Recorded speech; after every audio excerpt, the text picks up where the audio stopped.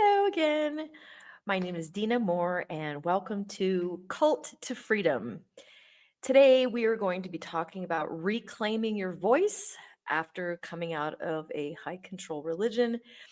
We're going to touch a little bit on boundaries too. We're going to be diving into how to identify what your real desires are and understanding why maybe you don't know what your desires are and why you have such a hard time setting boundaries. So, first of all, I'll give you just a quick, brief example of mine. When I first left the religion, I remember I met my husband and he would say simple things like, "Hey, where do you want to go out to eat?" Or, "What do you want to do this weekend?" And I would almost always respond with something like, "Oh, whatever you want to do. Whatever I'll support whatever you decide we should do. I don't care. It's whatever." That is part of cult brainwashing right there. And we're going to dive a little bit into how to start erasing this and why it's damaging for you. First of all, let's understand a little bit of why we have this tendency to do this. And it is 100% the conditioning and the brainwashing from coming out of Jehovah's Witnesses cult. First of all, self denial and martyrdom was looked at as a virtue. We were taught that any personal needs or personal desires was selfish, sinful. God forbid, should we offend somebody with our personal choices. And that became such a lifestyle for us. It affected how we looked, how we dressed, how we made jokes, entertainment, everything revolved around hopefully not offending somebody and also self-denial because anything that we did for ourselves was selfish. Another part of the brainwashing that caused this problem is the external authority. So the leaders, the elders, the governing body, they always knew better than you.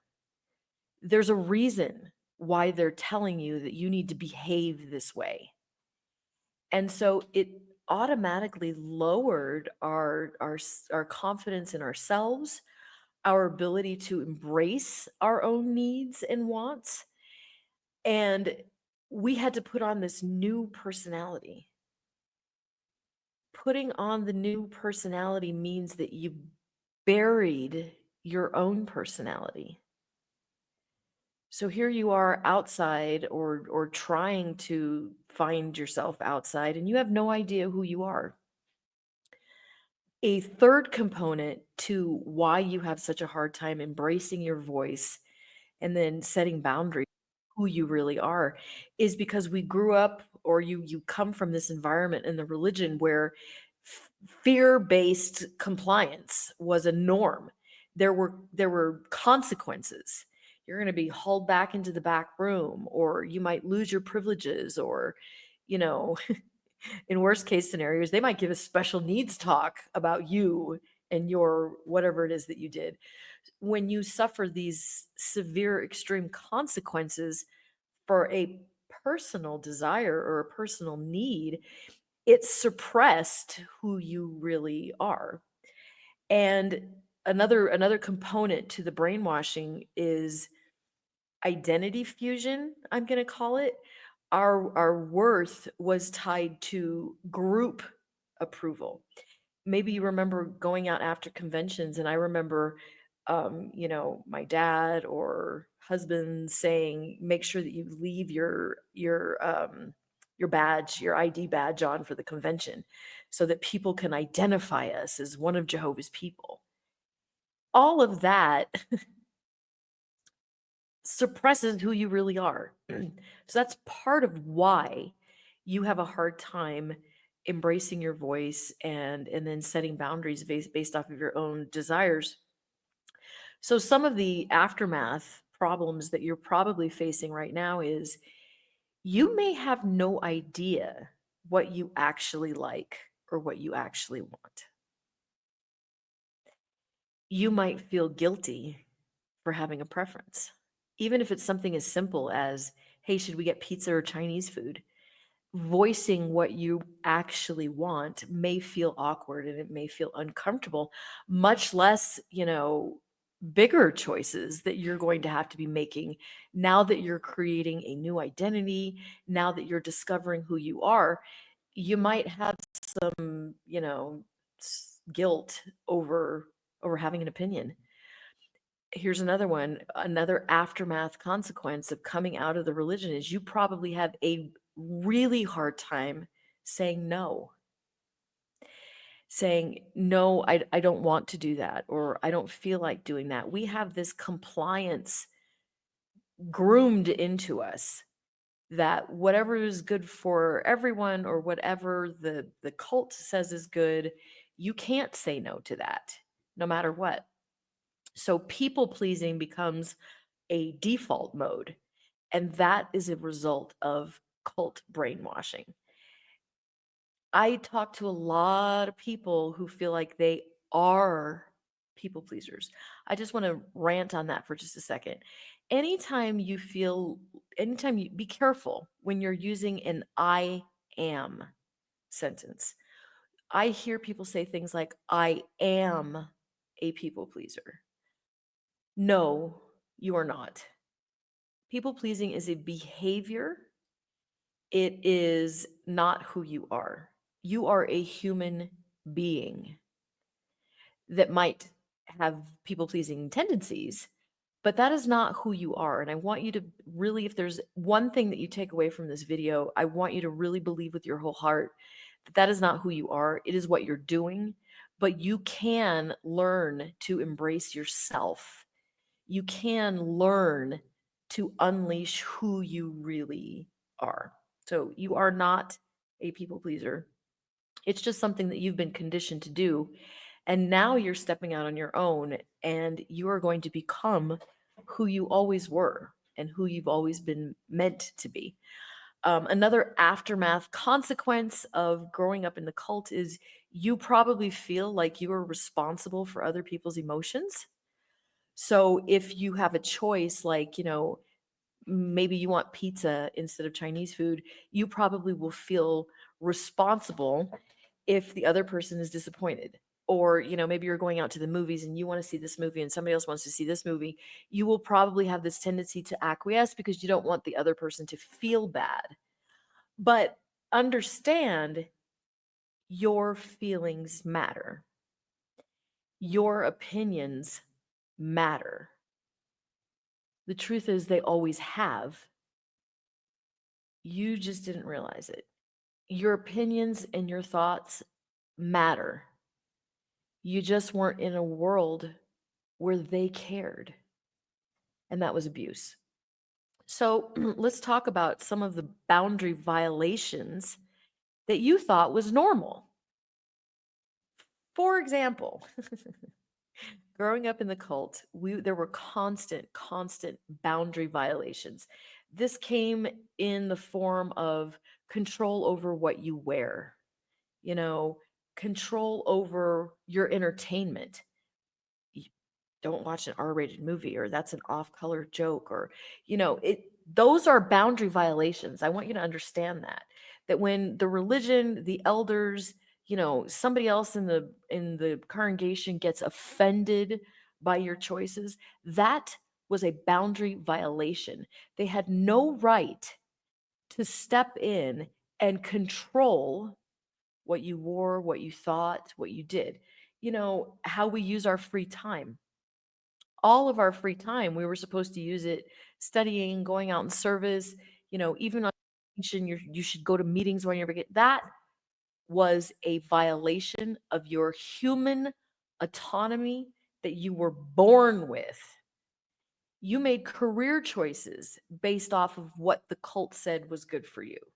I mentioned it earlier, putting on that new personality meant that you denied your personality.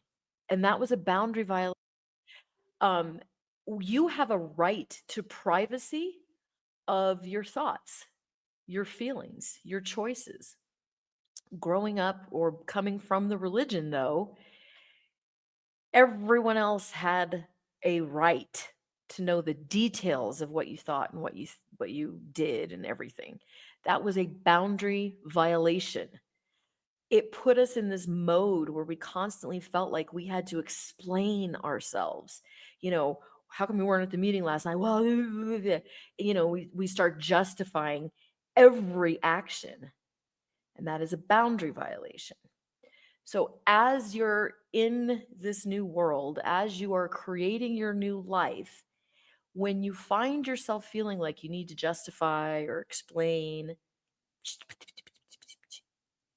recognize that that is brainwashing from the cult. In the real world, you do not have to explain why you choose to believe this, or why you didn't do this, or why you want to do this. In the cult, part of the boundary, another boundary violation was the right to prioritize your well being. Again, another example, if you're not out in service or you didn't go to the meeting or something like that, you didn't have the right to say, because I don't feel good, or because I'm depressed, or because I need downtime, or because I'm overwhelmed and I just need to take some time for yourselves.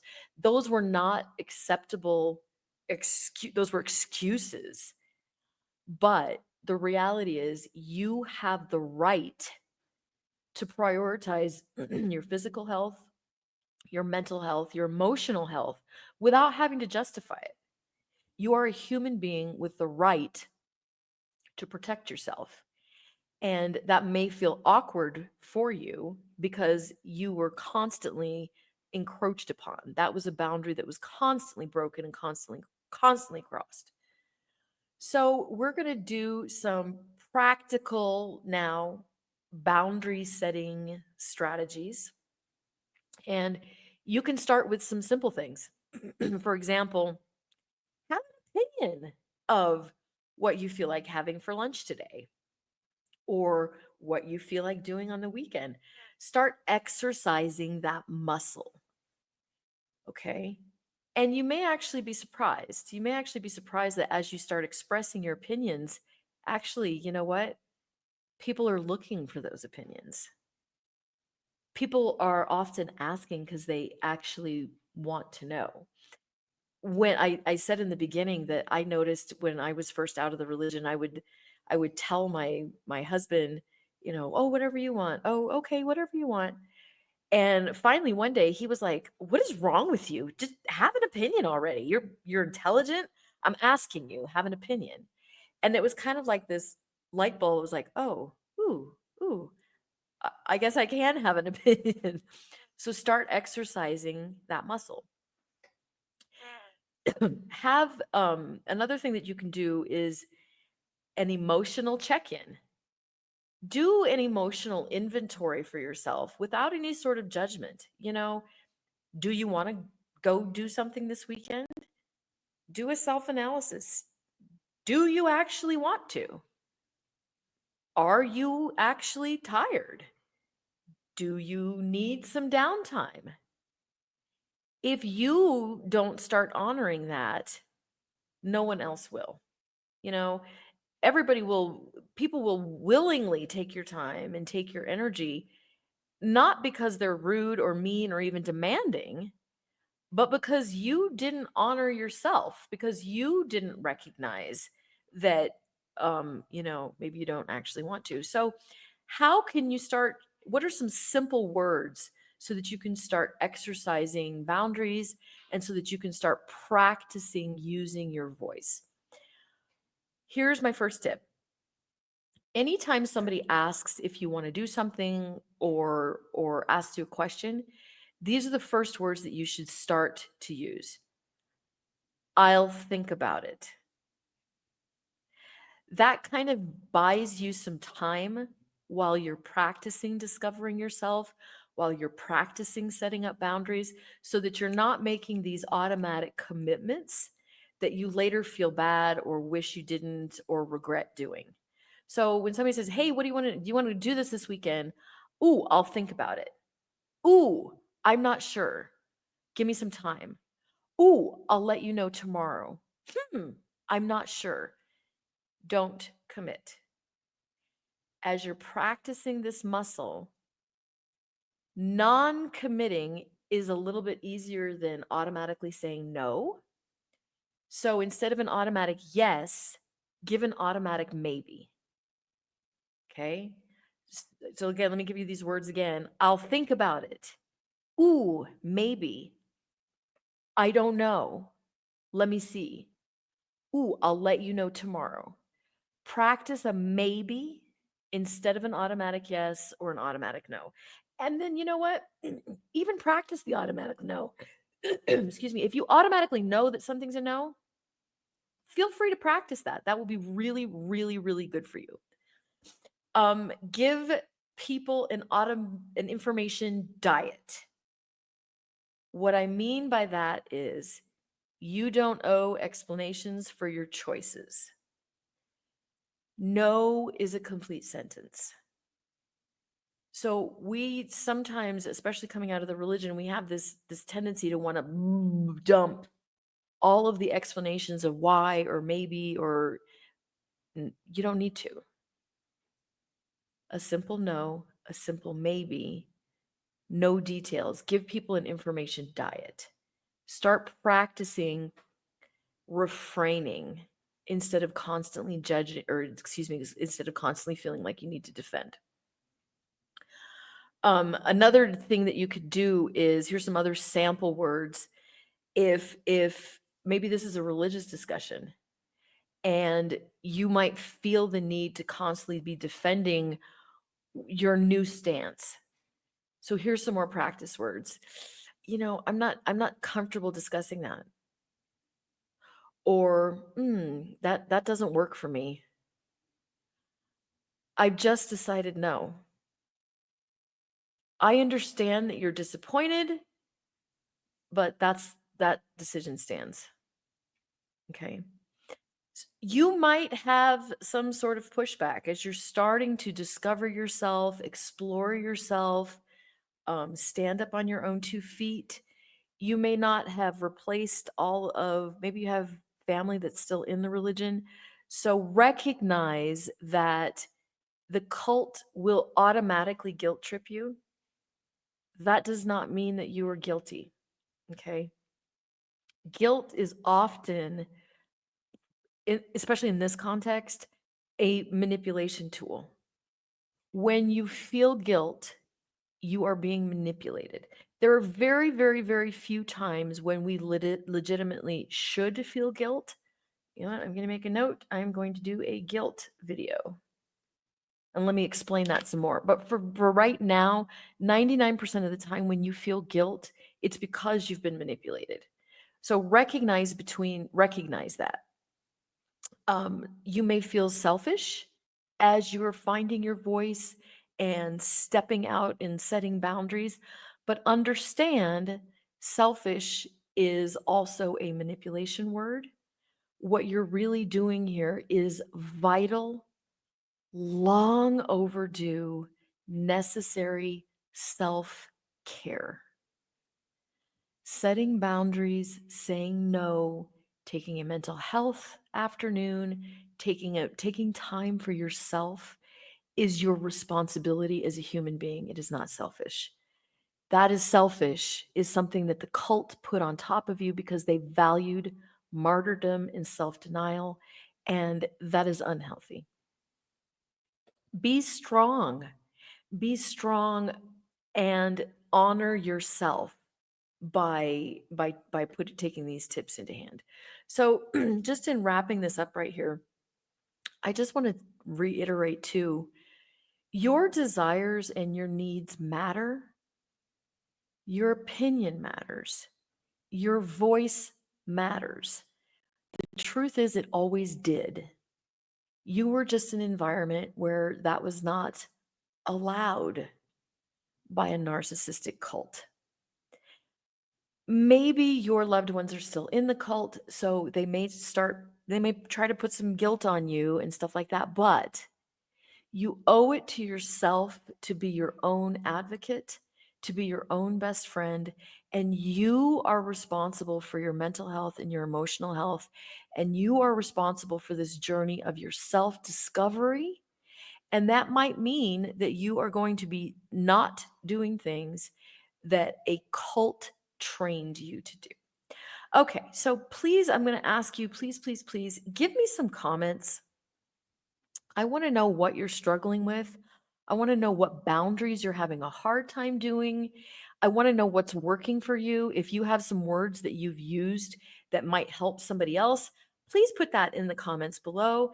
And I'll also ask, please give me a like, give me a thumbs up. And I love all of you. I read all of your comments. So be sure to make those comments, and I look forward to talking to you soon.